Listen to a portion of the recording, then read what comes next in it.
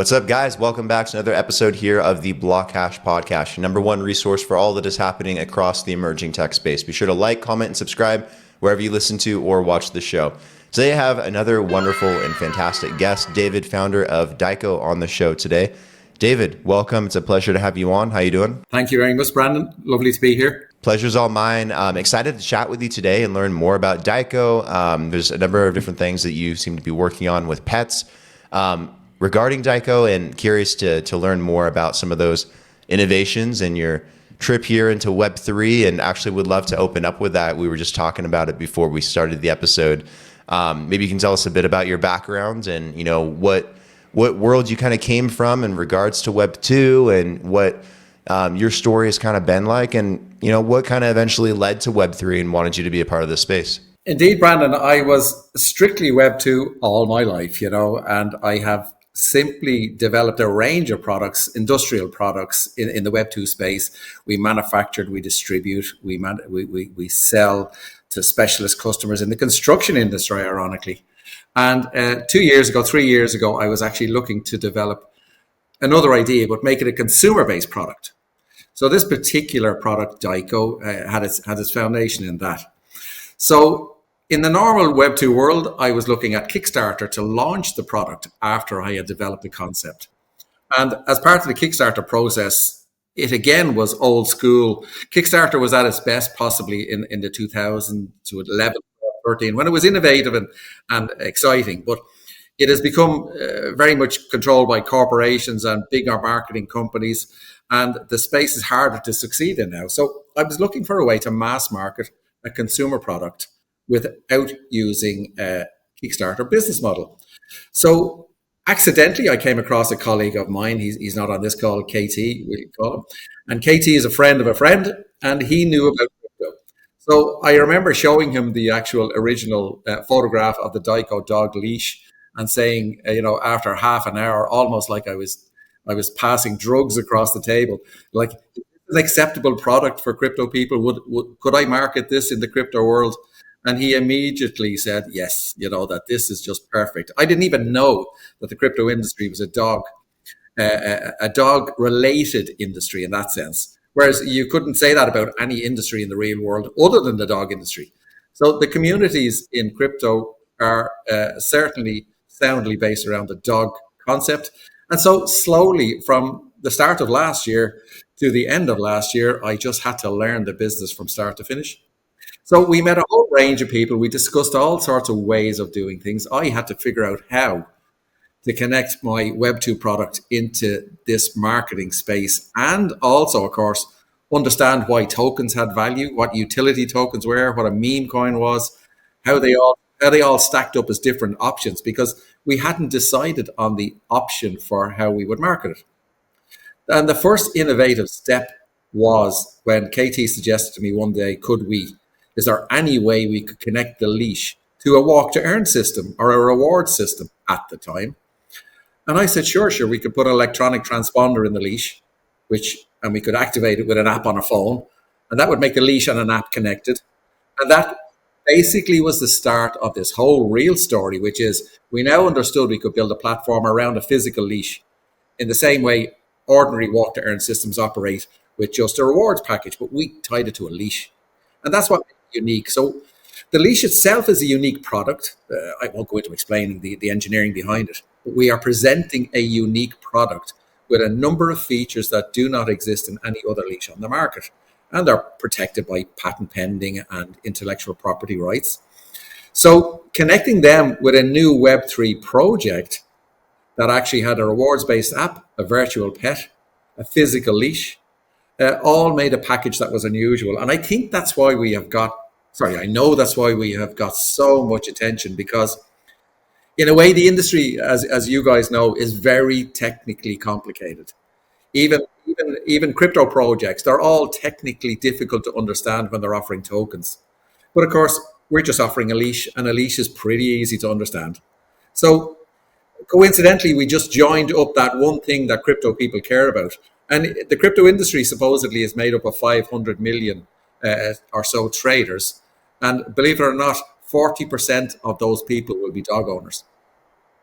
So I therefore saw a way to get to a mass market using a dog leash. I like it. No, this is very fascinating. I have a dog. I have a all black female German Shepherd, and she has a lot of energy and requires a lot of exercise. And something like this is perfect. Not that I need more incentivization to take her out and do something than her destroying my house if I don't. But I think for a lot of people that, maybe slack on that, or, don't feel they want to get out with their dog every single day, or, it can be hard sometimes, and it can, tear on your mental bandwidth a little bit. I think stuff like this is great because it kind of encourages you to get out and to do that. And I think there's probably other ways that you guys have also explored to incentivize, better dog ownership and ways to take care of your pet. And I would love to talk to you about that as well, because I know you guys have a Daiko app that goes hand in hand with the leash, and there's probably all kinds of different capabilities here. Yeah. Forgive me, Brandon, I often forget to explain straight away that this process is happening as we speak. The leash itself is not in production yet. It will be at the end of this year. The app will be in production alongside it, and the virtual pet element of it will all be built together, so that when the leash is physically delivered to our customer base that we're building now, we will have integrated into it most of the features that the app will operate under. So you're right in that sense. There's one thing dog people do care about. The vast majority is their pet's health. And therefore we are operating, and we are in discussions with a number of pet health companies as we speak to integrate what they're doing into our app, so that the reward system, now it sounds like a convoluted explanation because it has not been laid out in detail yet, but the reward system that we will build will genuinely properly encourage a dog owner to actively, as you say, engage with the dog, and we will give an active reward. It's not, we're not going to have a reward system based on, you walk 100 kilometers a month and you'll get a lollipop at the end of the year, which is, it is a problem with a lot of rewards-based system. And I've seen this from my own business in Web2. And as a person, I certainly believe in giving value to customers. I always have done. So this product, the initial leash that we are showing now, is only one of a family of products that we will actually produce in the coming year. So what we're hoping to do is that we will create a system. You walk, you get your points, you allocate your points against the product you want to purchase. You'll get proper discounts, or you'll get proper token value that will have real numbers involved, as opposed to just, penny pinching numbers. And in that way, build a community around the product range, all focused on dogs. No, I think it's going to be awesome. I was looking on the website because I wanted to buy it today. Unfortunately, sorry and you're going to have to let me know when it comes out so I can be one of your first use cases. I'll write you a testimonial and everything. Indeed, yeah. We've built it to full prototype. We have full prototype working versions of it now. But now the tooling manufacturing world, which is slower, of course, than the Web3 world, the tooling manufacturing side of it will start in the coming weeks, and it will be ready for production and distribution by the end of the year. That's the target anyway. There you go. So how is it going to work, like this process, once everything comes out, the leash and the app? Do you just connect the leash to the app and then it does all the work for you? Do you have to set it a certain way or choose certain preferences based on your dog or your lifestyle? Or how does that work or will work? Indeed. No, actually, as a person, as an individual, I personally resent the intrusion that tech makes into our lives. So what I've done is I've created the concept of a dumb leash. It's exactly the same as your credit card in the way you tap your credit card off your credit card terminal. And in that case, it activates a payment transaction. But for us, the leash and the purpose of the leash is to carry a transponder, a dumb transponder, let's call it, RFID tag. And once you tap your phone off the tag on the leash, it activates the app. Off you go for a walk, and you control everything after that. It's an app that we've built, but you set your settings, you take your preferences, you decide what you want to do with yourself, and you decide what you want to do with your dog. All we want to know is that you are walking a certain amount of distance. And of course, people will often say to me, but what if I download the app and I don't buy the leash? Well, actually, you can't actually use the app without the leash, and you can't tap it off somebody else's leash to use it either. But we're not even restricting this concept. At the end of the day, what we just want to do is sell leashes. And the app generate the points. So we will have a virtual pet. So you can actually upload an identity for your own dog in relation to a virtual pet. And that pet itself can have its own health records in the app. Now, that is not exceptionally unusual in the real world, those different ideas. And we're not trying to rebuild the pet industry. But what we are doing is connecting, as I said at the start, my Web2 world with your Web3 world, and everybody gains from it. Do you have like a Daiko token that you would use to reward in the app, or how have you guys kind of thought about that incentivization process at the end of the day? We're actually discussing, again, this is literally happening as we're speaking, Brandon, in the sense that some of the work we're doing and some of the partners we're working with right now have not come across this type of option before. And we're making it unique. And I can't say too much about how, in one sense, we will have a reward system in the app, which is strictly product based and real world discount based. Because don't forget, as I say, other than tokens, people are walking their dogs. So we'll have dog collars, other dog leashes, dog jackets, certain brands of dog food working with us so that you can actually take your points and use them for real discounts for purchases. We'll do special features at Christmas times, or in our case, St. Patrick's Day times, whereby we'll offer special discounts, festival discounts, all sorts of things like that through the year. And then we can vary the discounts, vary the token value in the app itself, and then have a separate traded token, which will be the Daiko token. But that Daiko token itself will be supported by the business activities within the app.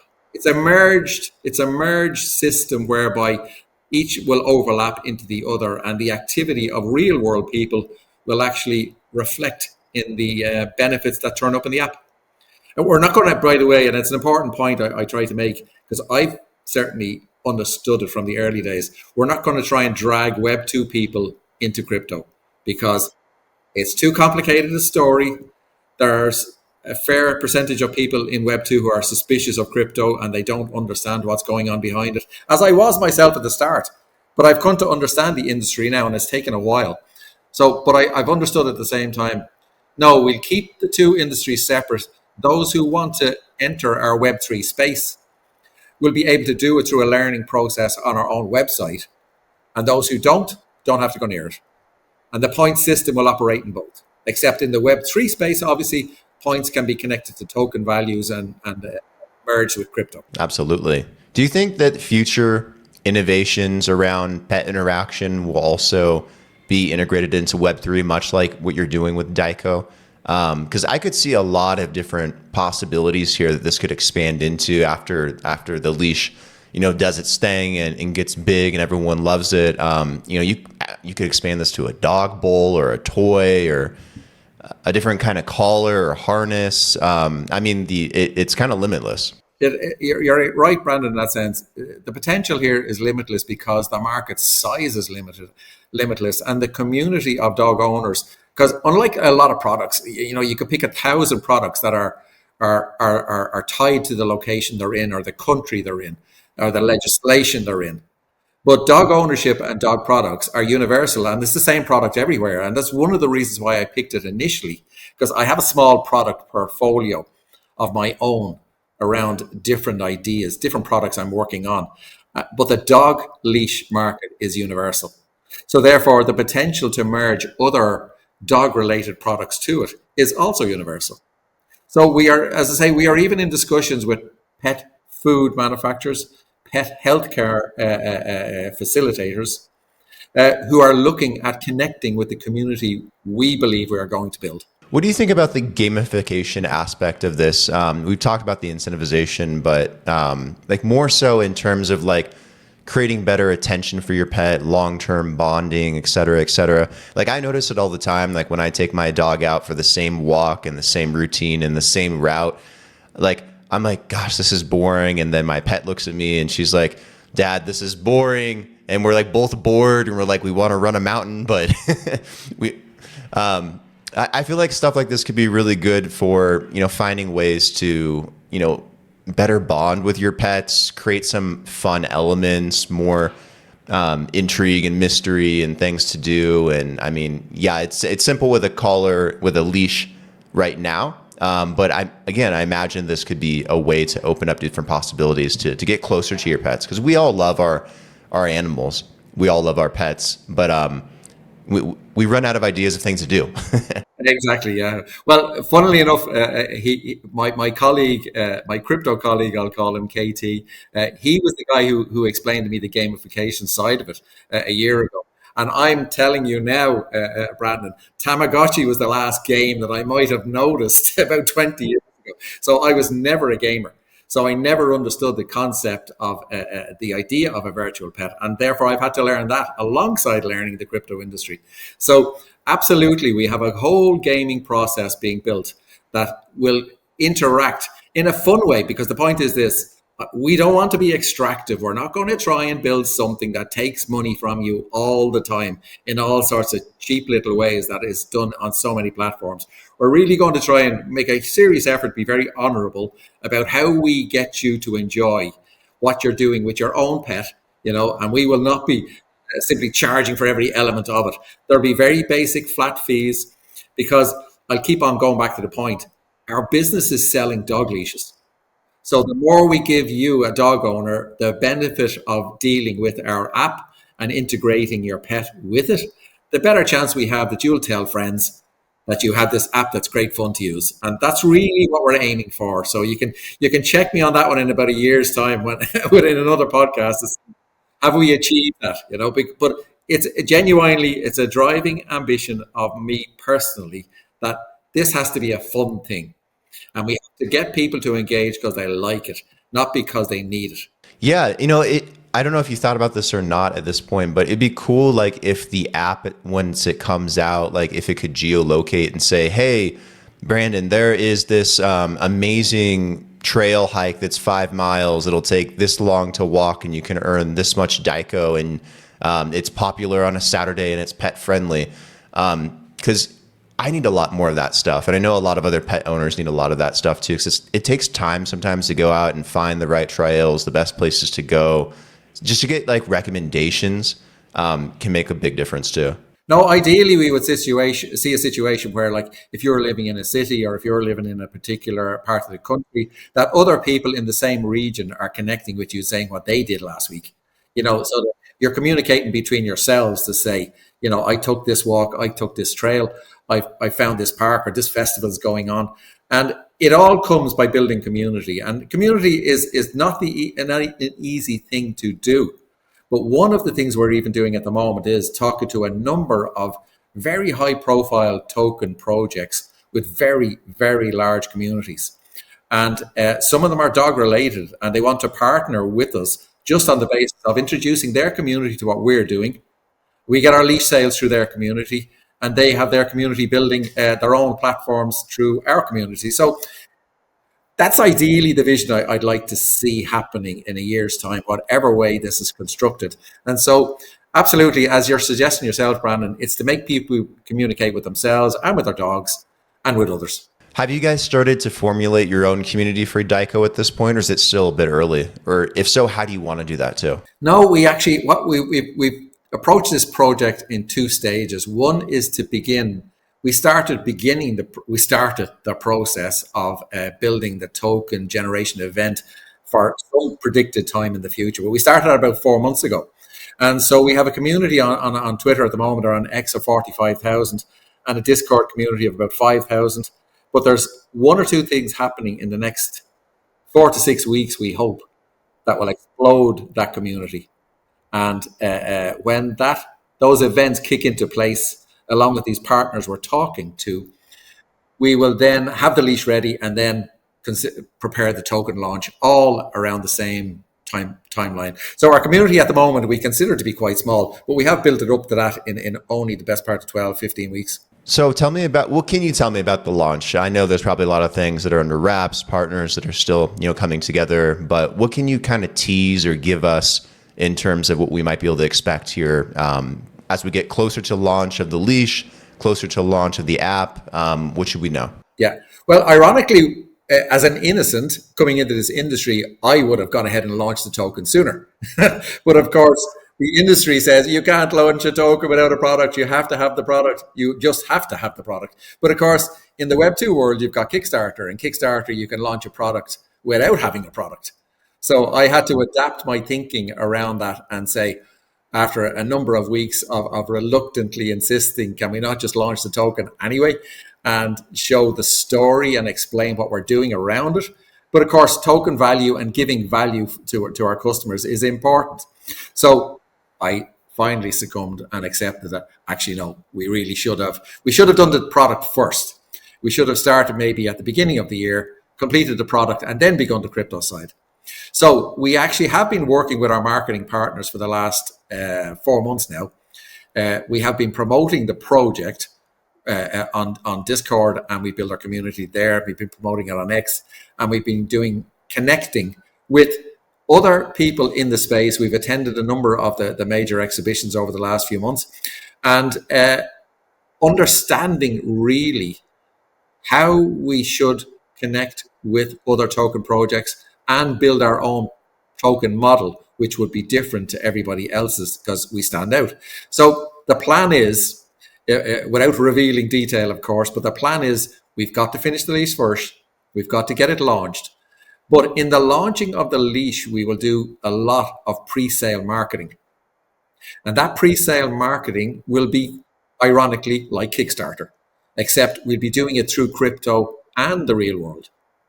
And then once that marketing process has happened, and it will probably begin in the next 3-4 weeks, and we expect to be touching, I won't say millions yet, but certainly hundreds of thousands of people in a very, very short space of time.